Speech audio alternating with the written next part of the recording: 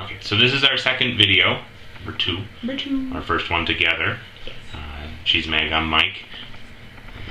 She's the pretty one. So what we're doing now is I am defending Star Trek.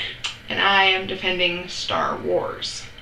Star Trek, always been a big part of my life. I can remember a very deep emotional connection. I remember watching the first episode of The Next Generation with my dad. Always had a special place in my heart, though the effects were pretty cheesy and the uniforms were pretty tight. I saw a lot of nipples. Now, did you ever watch original series? Or? No, before that was my first introduction to Star Trek. Yeah, that was my first introduction to Star Trek too.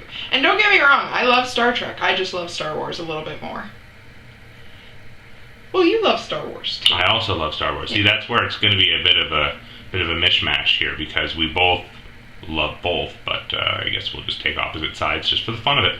Exactly. That's what these are for. We just like to banter.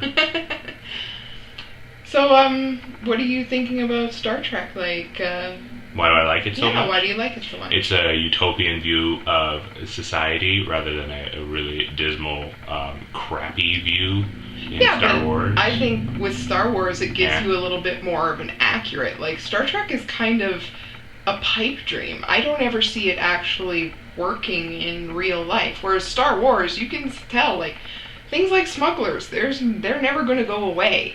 They're always going to be here, even in a Star Wars-based universe, smugglers in Star Trek. Fair enough. That's all I got, really. But other than that, I just. So you're saying Star Wars gives you a new hope? That's terrible. No, I'm just saying I can see Star Wars being something closer to what we would have, and I know it's in a galaxy far, far away a long time ago. I understand that, but my point, so it's attainable. My point is saying that I can see our society getting to that point as we develop our space travel and as we develop our systems, our basis of governments and all that stuff. I can see that actually happening more accurately than Star Trek.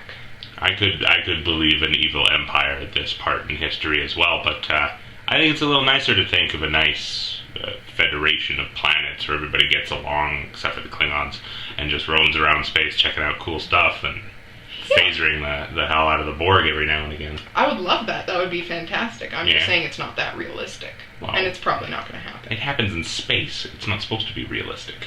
We're in space. Well, not us, but... The Earth is in space? Is that your Human point? beings are in space. Everyone's in space. Everyone's in space. There's a very thin layer of oxygen protecting you from space. Anyway. What else? Okay, well, if you go with, movie-wise. Oh, yeah. Star Wars has a way better movie franchise. Right, but the downfall of the Star Wars trilogy, the first three, more than makes up for the crappy Star Trek films. No. Because, okay, let's say, okay, Revenge of the Sith, that was an okay movie. It's passable, okay? Just like a lot of Star Trek movies are passable, right? So that gives us 4 out of 6 movies that are good. Okay. Now, Star Trek has what? 8 or 9 movies now? I think there's 35. The search for Spock's colon surgery. And 2 or 3 are good. The new ones are great. I'm not knocking the new ones. Wrath of Khan is amazing. Yeah. Love Wrath of Khan. But other than that, what do you got? There's the one with the whales. The whale one is stupid. Okay, they travel back in time. Yeah, I hate that. Back in time. No. You can't. To the 80s.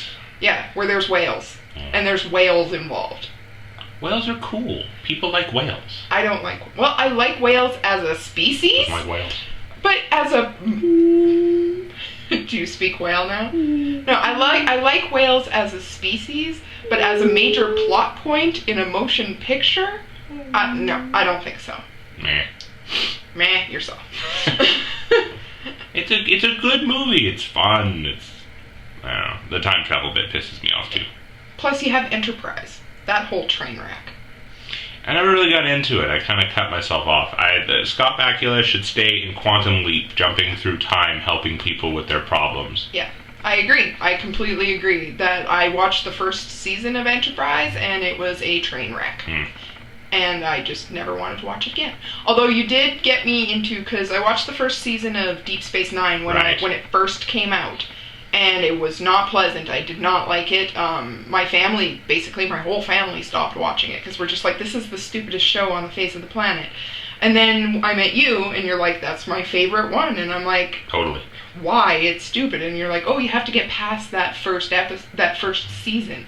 And I gave it a chance, and I really enjoy it. So I'm not knocking DS9, but I mean Enterprise.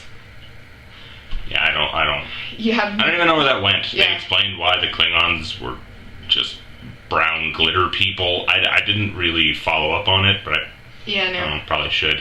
Plus, a little misinformed on my opinion at this point. Plus, Star Wars has a Lego game. That's true. Lego games are awesome. They are the best. They are the best games. I love them. Maybe there'll be a Lego Star Trek game someday, and they will have Lego triples. Ha-ha! I would like a Lego triple, but isn't that just a block at that point? It's fuzzy. Do they have fuzzy Lego? I'm sure they would develop it for this particular franchise. So no Lego seems to be the linchpin. You can't really adapt it into... There's a lot of gas clouds as well in Star Trek. Like the old stuff. Lots. Hard to portray as Lego. Whereas, like, pretty much everything in Star Wars you can portray as Lego. It's true. Plus Chewbacca.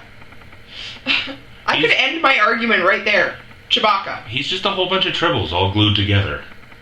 If you stacked enough tribbles, you would have a passable... a whole Chewbacca. A passable Chewbacca. No.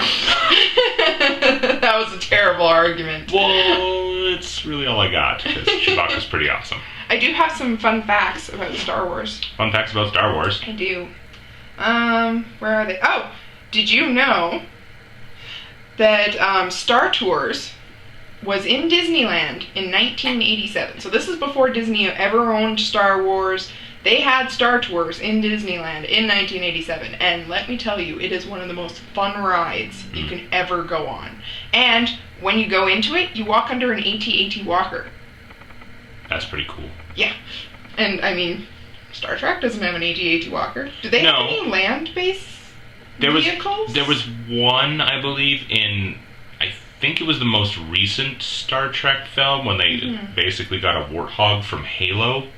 Oh, yeah. And it seemed really out of place and odd. But if you think about it, I mean, you got speeders in Star Wars. You got a lot of land-based, planet-based vehicles. But if you look back into Star Trek, whenever they land on the planet, they're walking everywhere. They often crash land into the planet, the little saucer. Like, they have the shuttle, but that's not good for...